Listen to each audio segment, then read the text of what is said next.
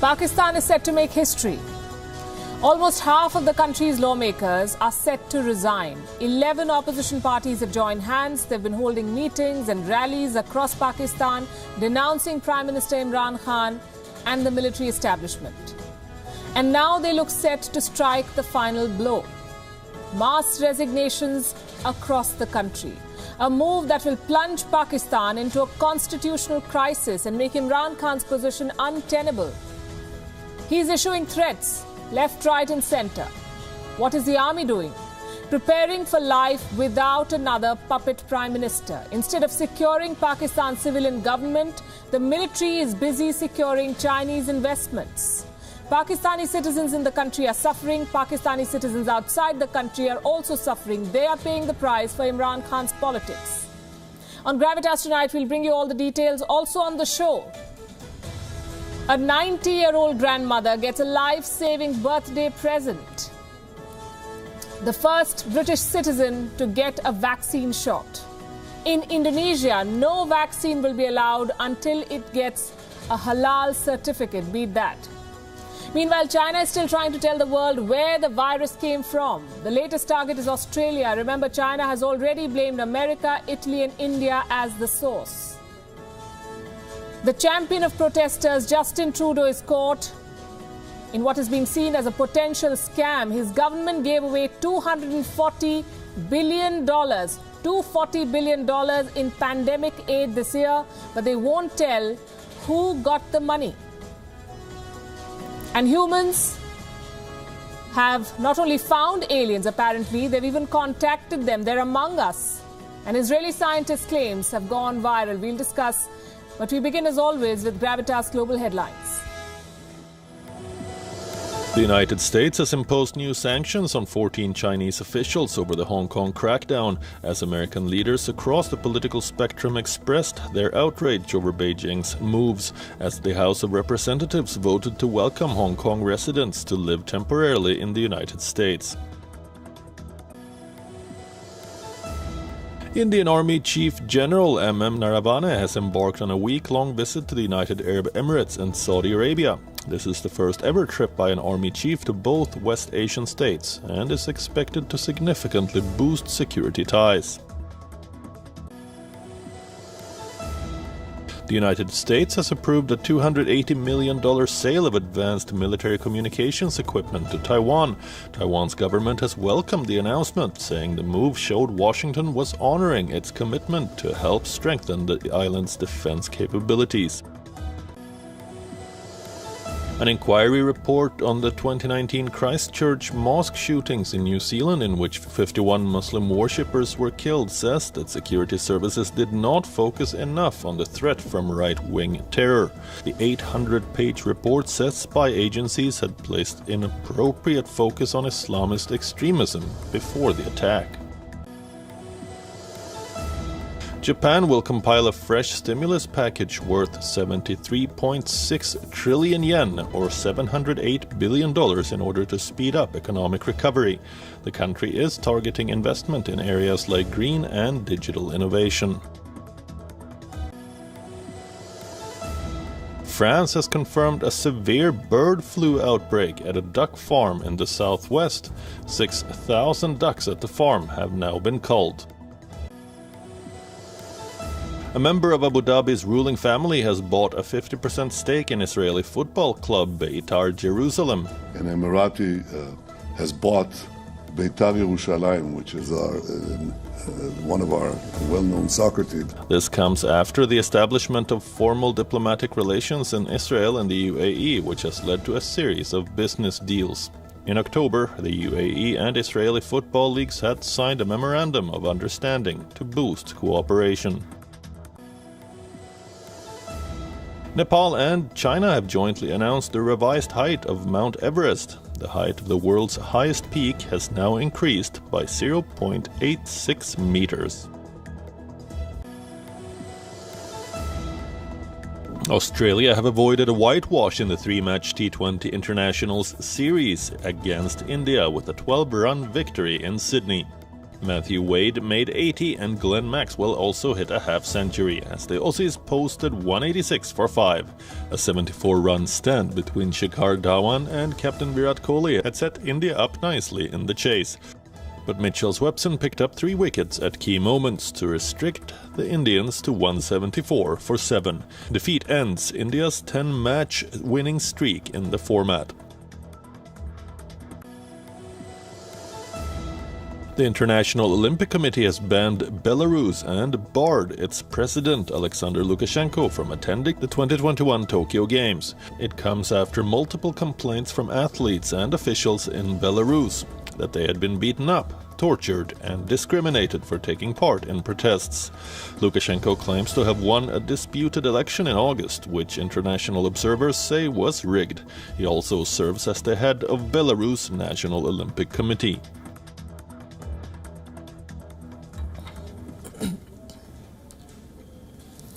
Pakistan is synonymous with chaos, but what it faces now is spectacular even by its own poor standards. Almost 50% of its parliament is set to resign, 5-0. These are opposition leaders mulling mass resignation. The Pakistan Democratic Movement is an alliance of 11 opposition parties, and their mass exit might trigger a constitutional crisis in the middle of a pandemic. A meeting of opposition leaders was held today. It went on for hours. Sources tell us the opposition remains united. They're all ready to resign. The details and specifics are still being worked out, though. Here is what happened in the run-up to today's meeting. Maryam Nawaz of the Pakistan Muslim League Nawaz has been at the forefront of this.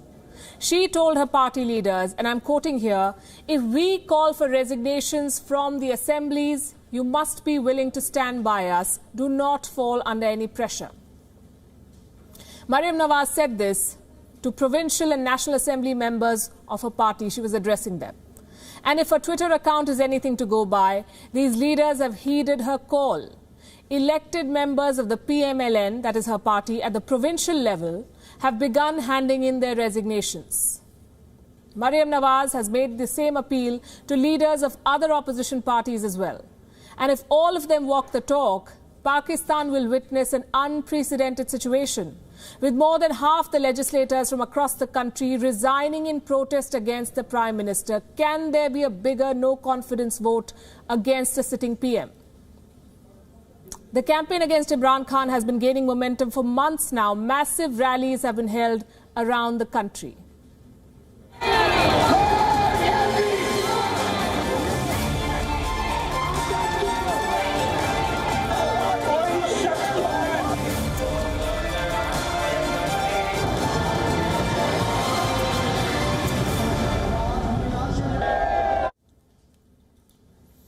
Leaders like Maryam Nawaz and Bilawal Bhutto Zardari have been leading these rallies, or jalsas as they call them, with speeches critical of the Imran Khan government and the military establishment. Another major rally is scheduled on the 13th of December. That's the coming Sunday. This is at Lahore's Minare, Pakistan. The Prime Minister is trying to stop this campaign. His government has refused permission to hold the rally. Imran Khan says the police will book everyone involved. And by everyone, he means not just political leaders and party workers who attend. He promised that he will not spare even the caterer who supplies chairs for this meeting, or those who install mics and speakers at the venue. They will all be booked. The kind of threats that can only be issued in Pakistan. So why is Imran Khan so worked up about this one rally? Because the opposition in Pakistan has joined hands like never before. The Sharifs and the Bhutto Zardaris, the leaders whom Imran Khan put behind bars, they've now closed ranks against him. Imran Khan's only hope is the military that is said to have selected him for the Prime Minister's job. But the military too seems to be gearing up for a shift. Well, they have largely and now openly taken control of the civilian government. And now they want to control Chinese investments in Pakistan to secure China's interests, even if the civilian government collapses. So the Pakistan Army has set its sights on the China-Pakistan Economic Corridor, or the CPEC. Later this month, a bill is supposed to hit the floor of the Pakistan Parliament, or whatever is left of it by then. It is called the CPEC Authority Bill, a law that would put a powerful body led by the military in charge of CPEC. What will this bill change? Official control. So right now, CPEC projects are controlled by the Planning and Development Ministry of Pakistan, at least on paper.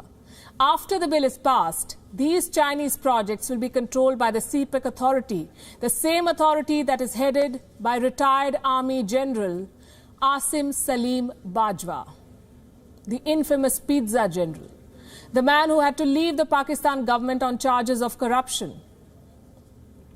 This bill is likely to be brought before the Parliament in the second week of December. The idea is very simple. Eliminate the government from all projects related to China. General Bajwa will replace the planning minister as the co-chair of a Pakistan-China joint committee. So here's a question. The army anyway controls everything in Pakistan pretty much. Why does it need these changes? This is to appease the Chinese. They've been unhappy over the progress of CPEC projects, so the Pakistani military is making amends. The military will now officially handle Chinese investments in Pakistan. It's something that China demanded way back in 2016. So the writing is on the wall for Imran Khan. The opposition is gunning for him, and the military will not think twice before disposing of him. What about the citizens of Pakistan? Well, they have no say in these decisions, but their misery under the Imran Khan government is evident. Not just for those who live in the country, but also for those working overseas. The Prime Minister's Islamic power play has hurt Pakistanis outside, especially in the Gulf. Imran Khan joined the Islamic alliance with Malaysia and Turkey, falling out of favor with the Gulf powers. Our next report tells you how Pakistanis are paying the price for this. As a cricketer, Imran Khan was Pakistan's biggest global ambassador.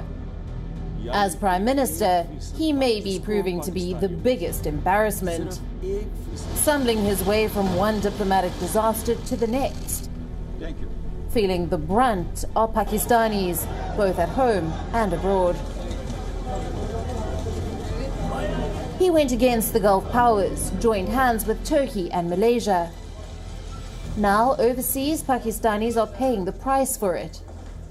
Last month, the UAE stopped issuing visas to 13 Muslim countries.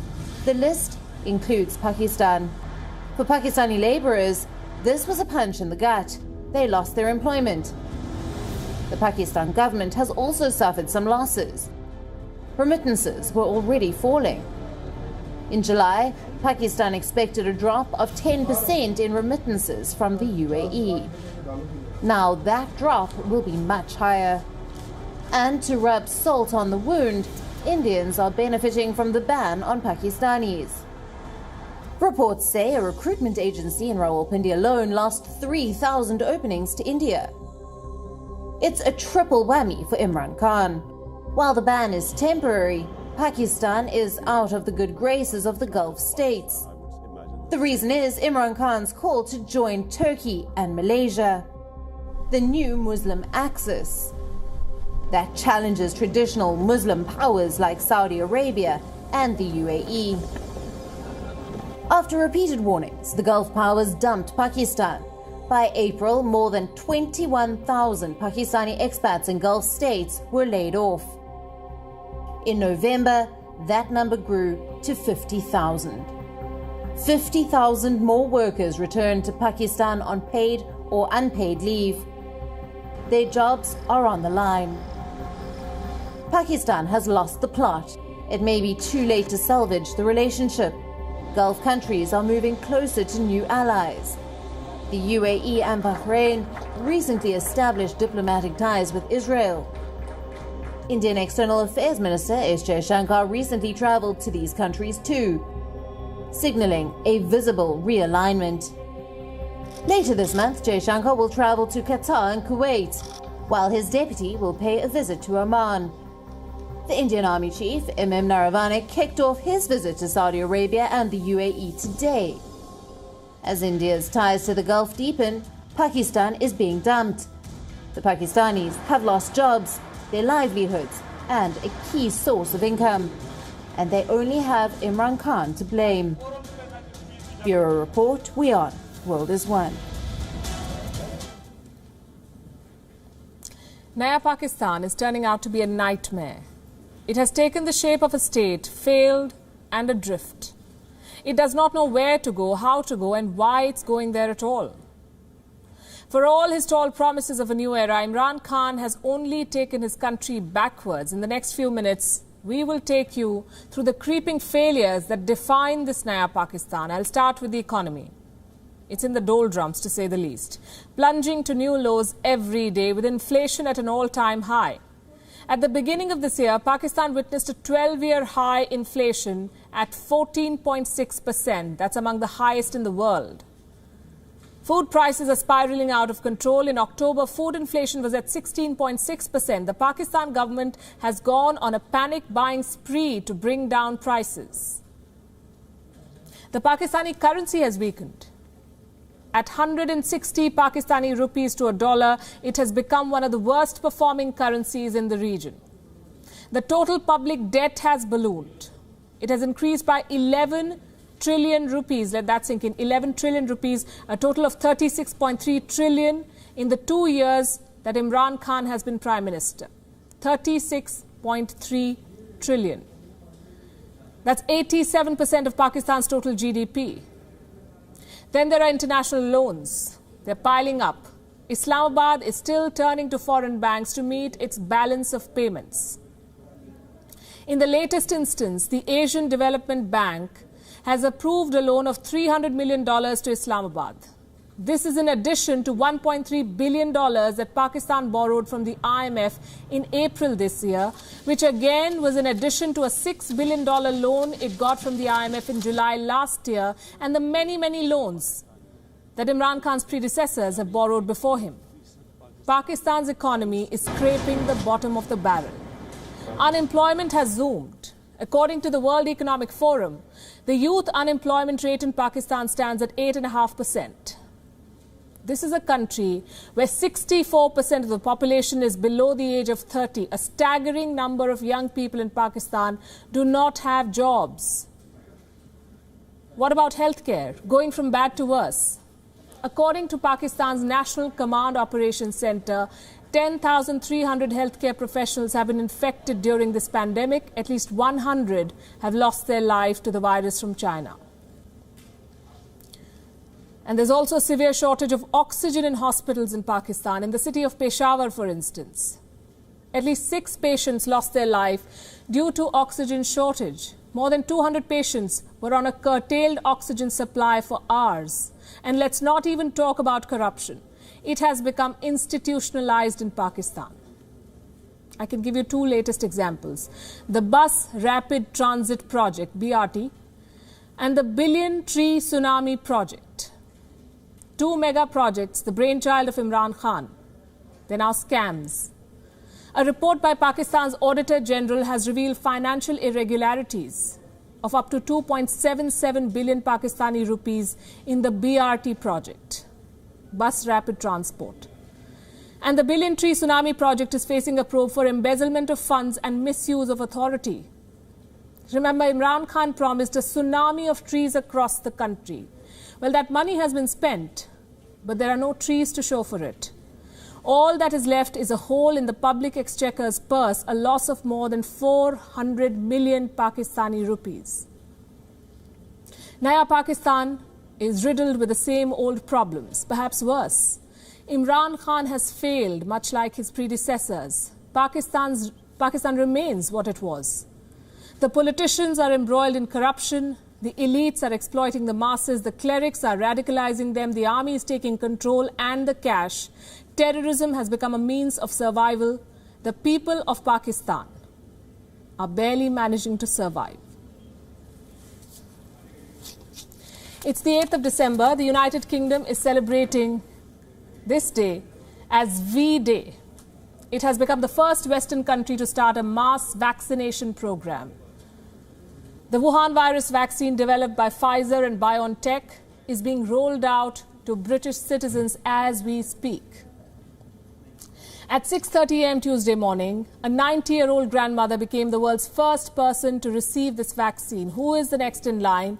What are the sentiments on ground? And what is India doing to get a hold of this vaccine? Our next report has everything you want to know. I thought it was a joke, to tell you the truth, to start with. I couldn't believe it, you know, but I'm happy it's happened.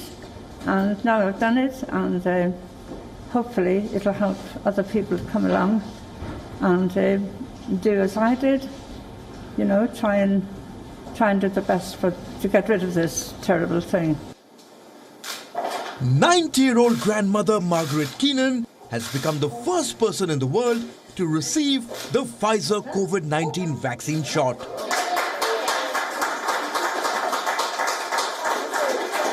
Staff at the NHS hospital in Coventry received her with a thunderous applause as she stepped out of the ward.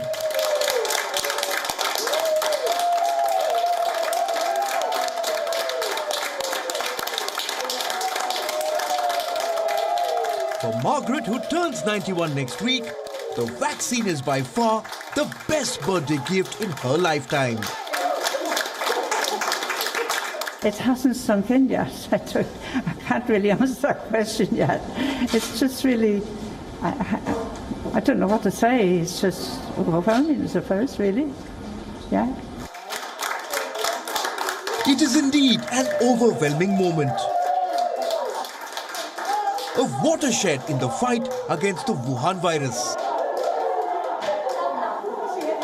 Britain has begun rolling out the vaccine developed by Pfizer and BioNTech.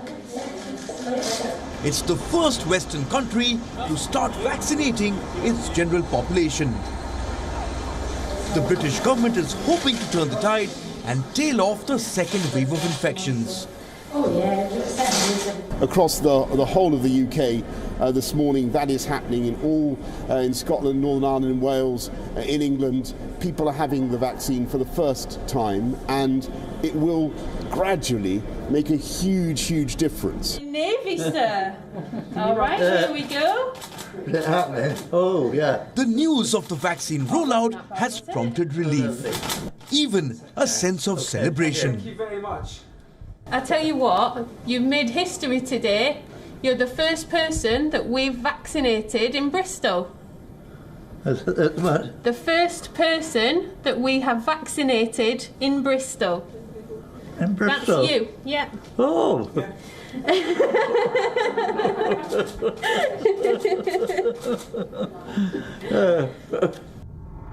The Pfizer vaccine has proven to be 95% effective in trials. In other words, it can prevent 95% of the people from getting the virus. The British government has ordered 40 million doses, enough for 20 million people out of the UK's 68 million plus population. The vaccine shots will be given out in 2 doses within a gap of 21 days. Priority is being given to the elderly. Phase 1 of the vaccine rollout mostly covers people who are 80 years and above. But where will these shots be available? UK's Health Secretary Matt Hancock has laid out 3 modes of delivery. Yeah, so basically... the first is hospitals themselves, which of course have got facilities like this, and 50 hospitals across the country are already set up and waiting to receive the vaccine, as soon as it's approved, so that can now happen. And then there'll also be vaccination centres, and then there'll also be a community rollout, including GPs and pharmacists. As the vaccination process begins, emotions are running high. For many Britons, this is the beginning of the end of the pandemic. I feel ecstatic. I can't wait for 2021. Bring it on. Yeah. So I'm so excited. Life hopefully will resume as normal. Oh yes, I think there is a light at the end of the tunnel. There's hope. We've got a bit of hope now. So, yeah, let's have a go at it. Get cracking. Across the world too, many are breathing a sigh of relief. In India, stocks climbed to a record high. India is the second worst hit country by the pandemic. the government is accelerating its review of vaccines developed by Pfizer and AstraZeneca.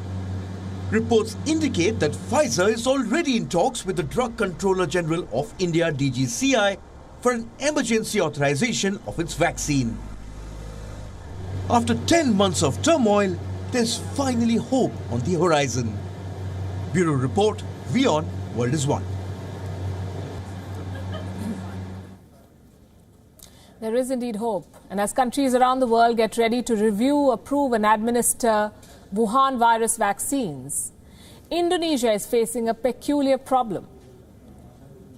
The country expects all vaccines to be halal certified. You heard that right. What they want is that the vaccine not contain any ingredient that Islam does not permit its followers to consume, like pork or alcohol. Now here's the twist in the tale.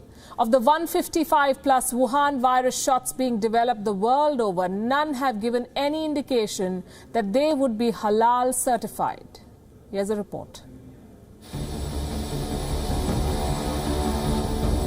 What must you keep in mind when developing a vaccine? The shot needs to be effective. It must guarantee no side effects. It should be affordable, transportable, and have a good shelf life. In Indonesia, the checklist does not end there. The world's most populous Muslim country expects a vaccine to be halal certified. No exemption whatsoever is being made for a Wuhan virus shot.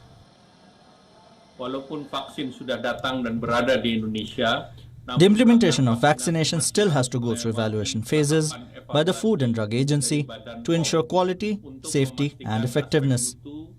In addition, it has to obtain halal fatwa from the Ulema Council. Juga menunggu fatwa MUI untuk aspek kehalalannya. Any food or drink that a Muslim is allowed to consume is termed halal. Haram is what's forbidden. Pork and its byproducts, for example, are haram. Alcohol too falls under that category. In 2014, Indonesia passed a law on halal product guarantee. Law number 33 makes halal certification mandatory for all food, beverage, medicines and cosmetics sold in Indonesia. But many medicines use pig products. Gelatin, enzyme trypsin, for example. Most medicines sold in Indonesia are imported. Those made at home import 95% of their raw materials. How do you audit the halal status in a situation like this? Indonesia is the world's 4th most populous country. Immunization of 270 million people against the Wuhan virus is in itself a challenge. Jakarta is relying on various vaccine makers for the immunization drive. Indonesia received 1.2 million doses of China's Sinovac. China has promised a total of 50 million doses. AstraZeneca has also committed 100 million. Jakarta is reportedly in talks with Pfizer, Johnson & Johnson and CanSino for more vaccine shots. But what if they fail the halal test? Can Indonesia afford to say no to them? The government of Prime Minister Joko Widodo seems to have its hands tied. They fear that Indonesia's hardline clerics could issue a fatwa against Wuhan virus vaccines. The fear is not unfounded. In 2018, Indonesia's Ulema Council declared that the rubella and measles vaccine was haram. Why? Because it contained pig byproducts. The number of children vaccinated against rubella and measles dropped post the announcement. If history repeats itself in the middle of the Wuhan virus pandemic, the result could be disastrous. For now, Widodo is safe. Reports say the Ulema Council is set to issue a halal certificate to China's Sinovac. But we must point out that the Made in China shot has not completed phase 3 trials. So the halal certified vaccination will have to wait. Bureau Report, WION, World is One. In the past 2 weeks, Justin Trudeau has tried to portray himself as a champion of protesters, the farmers in India. The Canadian Prime Minister has meddled in India's internal affairs twice. On both occasions, he said a lot. But now Justin Trudeau has gone silent. Fingers are being raised at his own government. The government of Justin Trudeau spent billions of dollars of public funds in the name of pandemic aid, but there's no accountability. The Trudeau government refuses to say who got this money, and we're not talking about a small sum. We are talking about $240 billion here, $240 billion. The investigation has been carried out by the Canadian Broadcasting Corporation, or CBC, the National Public Broadcaster of Canada. They have been probing how the Trudeau government distributed financial aid during this pandemic. According to this report, $240 billion have been distributed, but no one knows who got this money.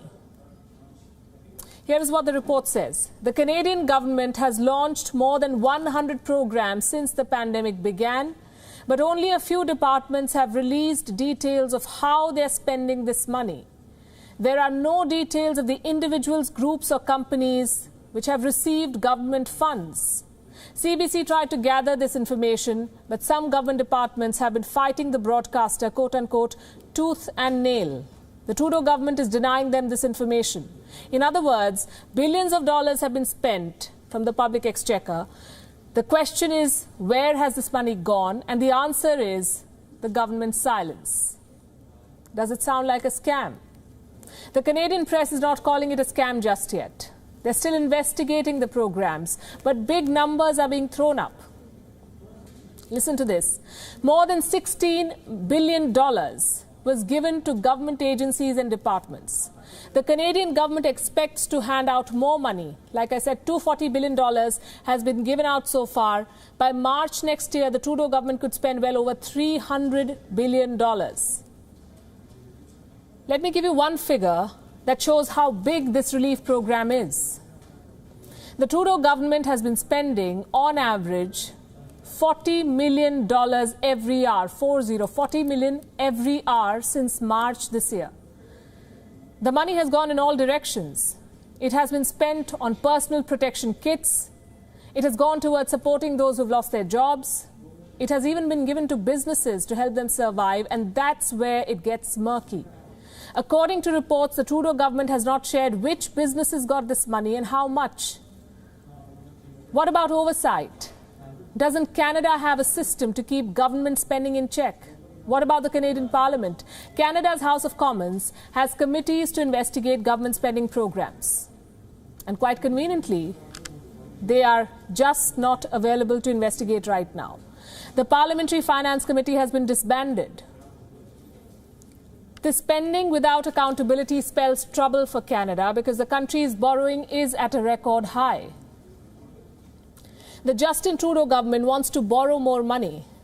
Reports say a bill is being planned to raise Canada's debt ceiling to $1.4 trillion.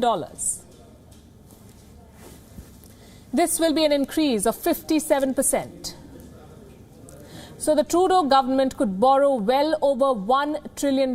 Maybe it wants to spend its way out of this pandemic and the economic recession it has created. But the question we started with still remains. Where is this money going? Who is getting it and how much? Prime Minister Justin Trudeau is so busy supporting protesters in faraway countries, he seems to not have found time to answer these questions. We're going to take a very short break here on Gravitas. We'll be right back.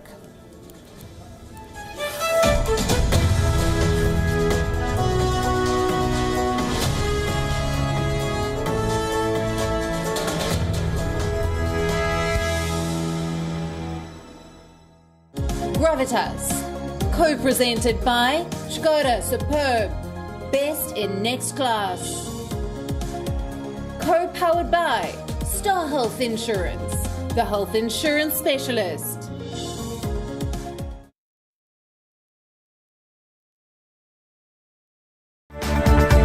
We are now available in the United States. Download the app now. From the world's most volatile region, conflicts over faith and boundaries. Stories of death, destruction, despair, and hope. WION brings you to the heart of the action. Incisive analysis, unrivaled perspective, and exclusive ground reports. Watch West Asia Post every Friday, 8:30 p.m. IST with me, Ghadi Francis. Only on WION, World is One.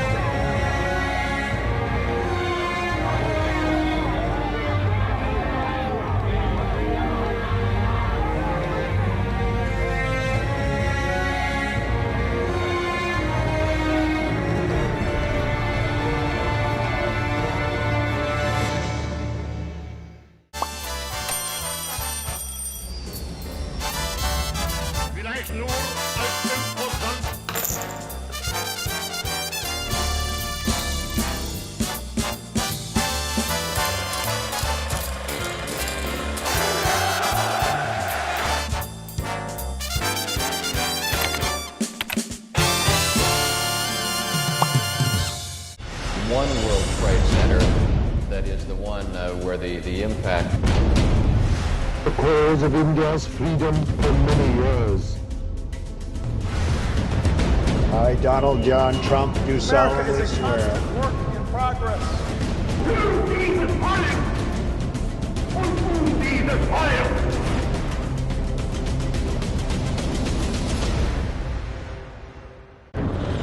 Reporting from the line of fire is about instinct. It's about sensing the hostility and standing your ground for a bit longer. It's not a story of courage, but a revelation of the disguised. So you see what others can't. WION Ground Report, the edge of reportage.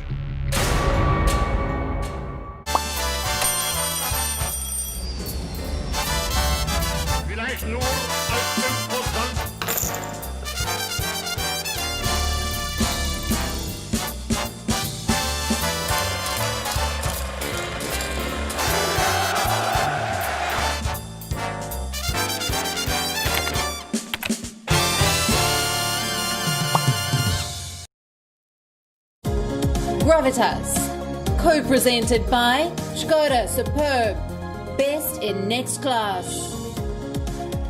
Co-powered by Star Health Insurance, the health insurance specialist.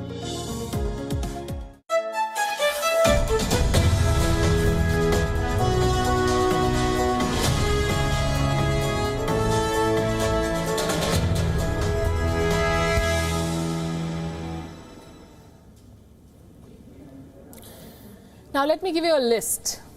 The United States, Italy, India. What do these three countries have in common? They've all been victims of China's conspiracy theories regarding the origins of the virus. China has blamed all of these three countries for causing this pandemic on different occasions.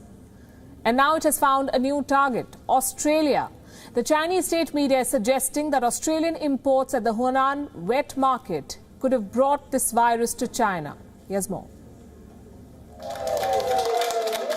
The news of the Pfizer vaccine rollout in the UK has cheered sentiments across the world.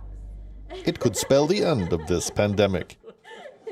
But nearly a year after the virus started wreaking havoc in every part of the world, there is still no clarity on its origins. The answer is obvious. The writing is on the wall. But the WHO is dragging its feet. Its probe into the virus's origins is yet to yield any results. In fact, it's yet to begin in earnest. Epidemiological studies will begin in Wuhan to identify the potential source of infection of the early cases. Evidence and hypotheses generated through this work will lay the ground for further longer-term studies. The lack of sincerity on the health body's part has given a free run to Chinese propagandists. First, they blamed American soldiers for bringing the virus to Wuhan, then they blamed Italy as the source, and then they named countries like India as the origin of the virus.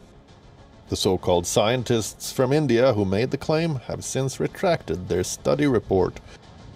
In the meantime, the Chinese state media has found a new target: Australia. On Sunday, China's mouthpiece Global Times released this so-called investigative report. The report suggested that the first cases in China could have been a result of cold chain storage imports from down under. The Global Times says that stores in the Huanan seafood market sold imported cold chain seafood before 2019. Among the imported items was Australian steak. While the report maintained that there was not enough evidence, the Australia mention is making international headlines. It could trigger another diplomatic firestorm between the two countries. Beijing and Canberra are currently engaged in a conflict on multiple fronts. There's a fierce face-off over Australia's pursuit of an investigation into COVID-19 origins. We did in no way ask for confrontation. It was an investigation that we asked for. There's a diplomatic spat over China's crackdown on Australian citizens. A bitter war of words over a Twitter post about the Australian army, and a dispute over Chinese sanctions on Australian wine. Relations between Australia and China have hit rock bottom. The tensions have reached the tipping point.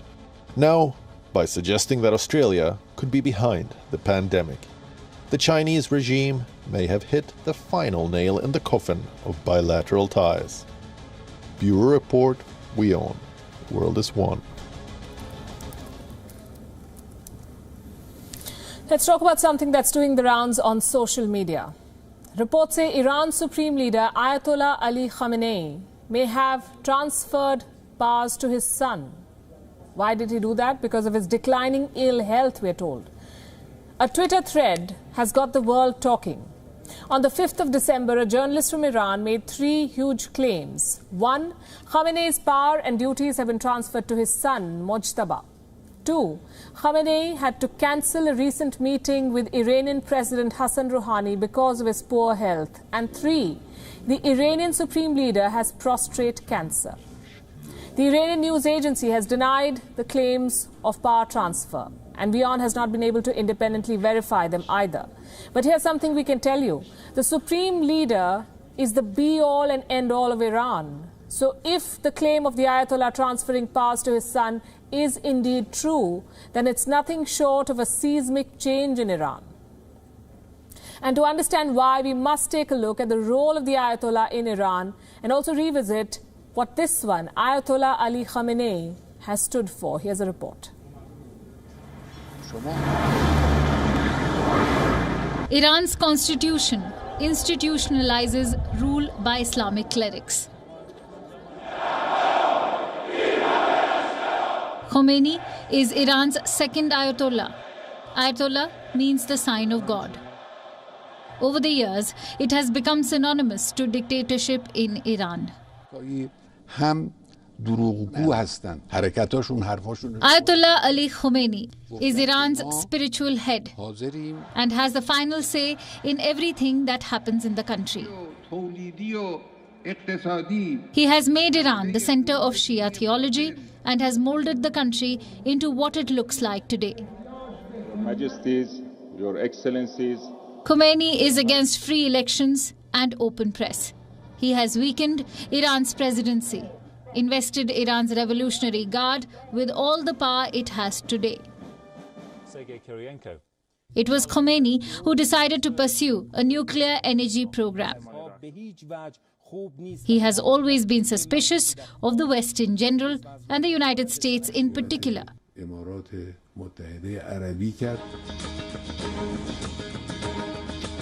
In the late 90s, Khomeini blocked then-President Mohammad Khatami's push for détente with the West. He did not oppose the 2015 nuclear deal, but criticized President Rouhani for expecting that Washington would uphold it. Mr. President, how does this make America safer? When Trump's America withdrew from the deal 3 years later, the Ayatollah remarked, "I said from the first day, do not trust America."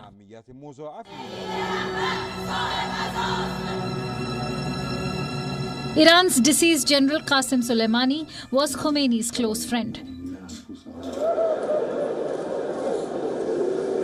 He has promised severe revenge for Soleimani's assassination.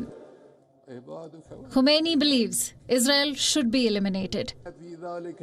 Cancerous tumor is what he calls the country. The Ayatollah also questions the reality of the Holocaust. In the past, he has issued fatwa against author Salman Rushdie. And very recently, he played down the Wuhan virus. It's not something extraordinary, the Islamic scholar said. In short, Ayatollah Ali Khomeini stands for conservatism, hardline politics, and the legitimization of clerical rule based on Shiite thought. Khomeini has monopolized the interpretation of the Islamic law and has committed to maintaining clerical rule in Iran, one that was ushered in by his predecessor. Iran's first Ayatollah, Ruhollah Khomeini, a man known for his focus on Islamic tradition and rejection of Western ideas. The two men get the credit for making Iran one of the most powerful and unpredictable nation in its neighborhood. Bureau Report, WION, World is One. Switch off your intelligence and drop your sanity, for this is the wildest story you will hear today. And listen to this carefully. Once upon a time, Donald Trump was ready to tell the world that aliens exist. Hell broke loose and the aliens intervened. They told the US president to resist. So why did Trump listen to the ET? Because the two have signed a treaty. And guess what? Israel was also party to this. Says who? Meet Chaim Eshet. Reports claim he was once the head of Israel's space security program. The man recently gave an interview to an Israeli newspaper. What he said was out of the world, quite literally. He said aliens not only exist, but have also made contact with humanity. That should be great news. So where exactly are these aliens? Escher told the newspaper that aliens are hiding among us. Sure they are. I could name a few, but never mind that. Why are these aliens hiding? Because humanity is not ready yet. I must remind you that we are not making any of this up. These are the words of a man who was the head of Israel's space security program for nearly 30 years. He's retired now and has decided to share a well-kept secret with the world. He says aliens do not want to start mass hysteria. So the kind creatures are waiting before they can come out in the open. They are waiting for humanity to evolve, to quote-unquote understand what space and spaceships are. Let me quote some more from Escher's interview. There's an agreement between the US government and the aliens. They signed a contract with us to do experiments here. And they too are researching and trying to understand the whole fabric of the universe, and they want us as helpers. This man is 87 years old, and I'm not an ageist. And his sci-fi story is not over. The plot shifts to the depth of Mars next. He claims there is an underground base there on Mars. Guess who is stationed at the depth of Mars? Aliens and American representatives. The same United States that has not been able to set foot on the moon since 1972 has already set up a base on Mars, apparently. So why is Chaim Escher telling all of this to the world now? The retired scientist says, and I'm quoting again, if I had come up with what I'm saying today, 5 years ago, I would have been hospitalized. Well, those 5 years have passed. A visit to a hospital may not be such a bad idea even now. We wish him speedy recovery and we thank him for a good story. And if you like it, here's a reading suggestion. The Hitchhiker's Guide to the Galaxy by Douglas Adams, the best book ever on aliens and humans. And with that, it's a wrap. We're leaving you as always with Gravitas Images. Thanks very much for watching.